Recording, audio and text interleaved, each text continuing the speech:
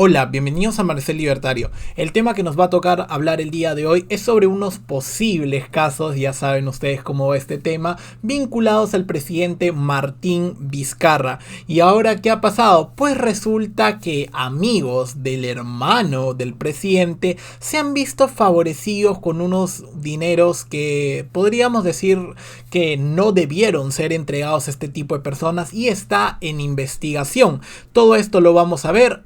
Lo que estoy diciendo no es mi opinión, voy a recoger lo que dice el diario Gestión, vamos a leer la nota, ya que me parece bastante interesante ver que en todos estos meses de pandemia hemos visto escándalo tras escándalo de una persona, de otra, y misteriosamente todas esas personas han sido allegadas al presidente. Y es algo bastante raro, siempre hay un mismo modus operandi. Eres cercano al presidente, consigues un cargo público, consigues un dinero y todo comienza a partir del 2018. Qué raro, ¿verdad? Vamos a ver toda esta información. Y antes de empezar quiero hacerte recordar que vas a tener un link a mi Patreon en un comentario fijado en la caja de comentarios para que así tú me puedas hacer una donación de manera voluntaria y que yo pueda seguir mejorando este canal cada día más como lo vengo haciendo hace ya varios meses. Y ahora sí, vamos a empezar a hablar de todo esto y lo tenemos aquí. Vamos a leer lo que fue y lo que dice el diario Gestión al respecto de esta noticia que me ha parecido bastante interesante. De repente no es tan larga como las noticias que siempre traemos acá, pero voy a tratar de hacerlo lo más ameno posible. Y también vamos a ver, por supuesto, a nuestro gran amigo Richard Swing, noticia con la que yo empecé este canal. Amigos del hermano de Martín Vizcarra fueron favorecidos con bonos del fondo Mi Vivienda. Claudio Vanini y su esposa lograron inscribir a sus 3 empresas en el fondo Mi Vivienda y recibieron 9.711.000 soles en bonos. ¿Qué ha pasado aquí? Como ustedes lo estarán viendo, el diario Gestión dice que amigos del presidente fueron beneficiados con fondos de Mi Vivienda. Y esto no es nuevo. También en los préstamos de Reactiva Perú, a pesar de que no fueron del Tesoro Público y tampoco fueron prestados por el Banco Central de Reserva, se observó que algunas empresas obtuvieron más dinero que otras, sobre todo grandes empresas. ¿Y qué ha hecho la izquierda? Sobre todo cuando se enteró de este tipo de cosas, anunciar lo siguiente, que en este país dominan los ricos son los malos. El populismo de izquierda, hay dos populismos, tanto izquierda como el de derecha. El de derecha se basa en decir que cuando hay un problema los que tienen la culpa son los inmigrantes. Detestable por supuesto, pero también tenemos el populismo de izquierda, que cuando pasa alguna catástrofe siempre tiene la culpa y son señalados las empresas. No, las empresas, ellos son los malos. Ya, ustedes saben cómo funciona este tipo de temas. Sobre todo con lo que pasó con Reactiva Perú, muchas empresas se vieron favorecidas, es cierto, pero lo que yo siempre digo, que unas empresas vinculadas al Estado se vean favorecidas, eso no es libre mercado, eso se llama mercantilismo, se llama corporativismo estatal, en donde los políticos favorecen a empresas que son allegadas a ellos. ¿Eso es liberalismo? No. ¿Es capitalismo? No. Y debemos entender que todo este tipo de cosas no debemos confundirla con los sistemas de libertad, porque la libertad significa igualdad ante la ley, en todo sentido, hasta todos debemos pagar los mismos impuestos. En el Perú se pagan todos los mismos impuestos, tampoco. Así que debemos entender este tipo de cosas. Y ahora que sabemos eso, debemos entender lo siguiente. Vamos a leerlo acá.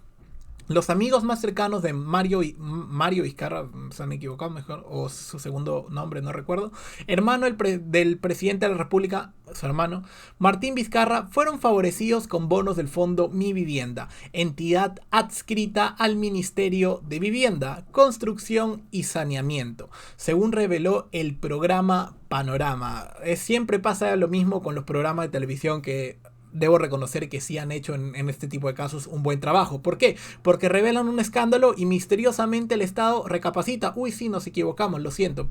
Una vez que salió a la palestra.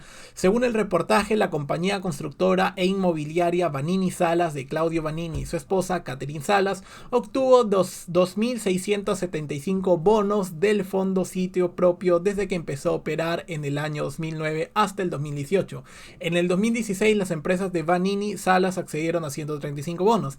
Es decir, a igual número de construcciones de vivienda, en el 2017 llegaron apenas a 21. Y aquí tenemos lo bonito. Recordemos que normalmente todos estos posibles casos de corrupción empezaron en el año 2018.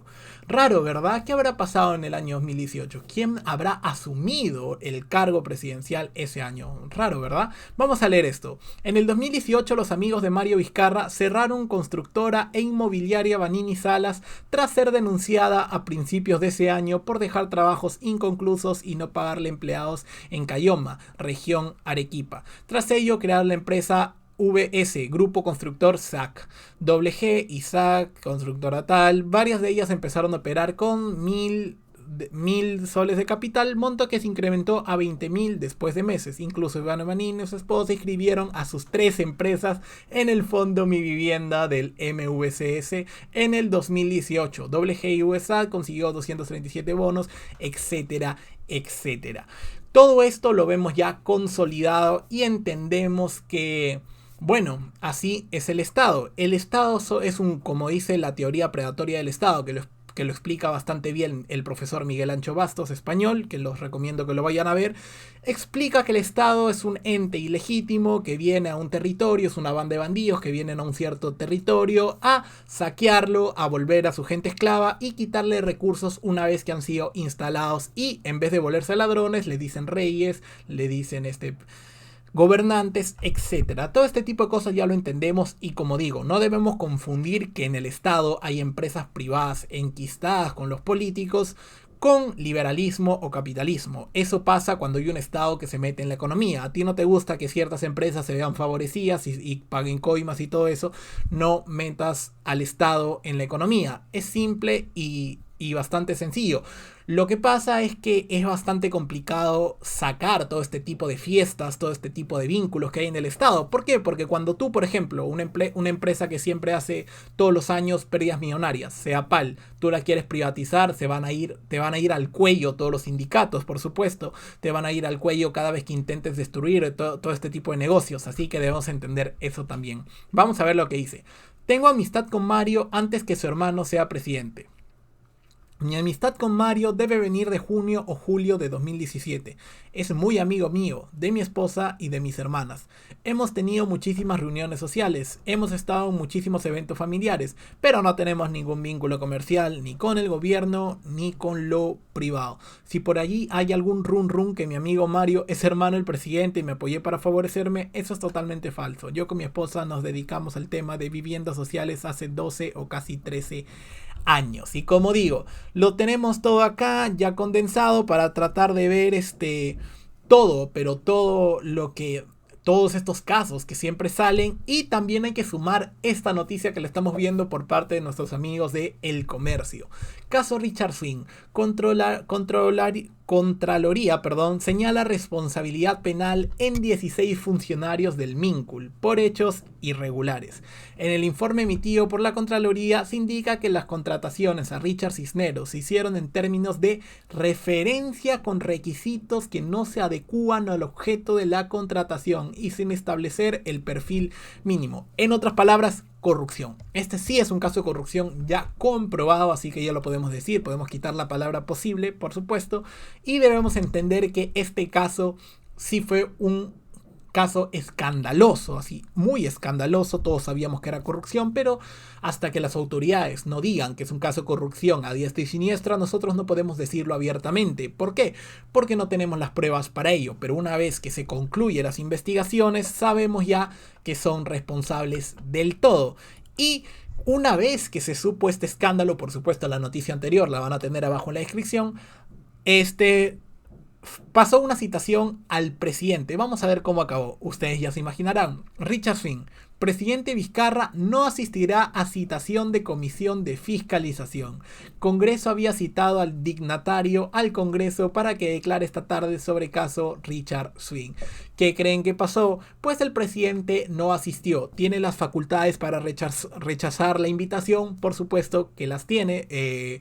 La justicia, los órganos del Estado lo amparan, así que él puede negarse. Ahora bien, ¿es ético o no? Eso ya queda en cuestión de cada uno. Yo creo que que si tú no tienes nada que ocultar, deberías por lo menos mandar un representante a presentarte tú, pero bueno, siempre va a alegar que no, que estoy ocupado con la pandemia. Ya entendemos cómo funcionan este tipo de cosas, pero debemos entender que todo esto, la corrupción, es inherente al Estado. Mientras más Estado exista, más corrupción va a haber. Entonces, cuando tú tienes a alguien que dice queremos más Estado, más regulación, obviamente la gente que quiere más Estado no lo dice tan abiertamente. Dice, no, estos tipos harían lo que quieran, hay que estar fiscalizando, hay que estar controlando para que la sociedad funcione mejor. Hay que subir los sueldos por decreto ley a 10.000 soles o a 5.000 o a 3.000 soles el salario mínimo. Todo este tipo de cosas donde el Estado está metido, no funciona así la vida.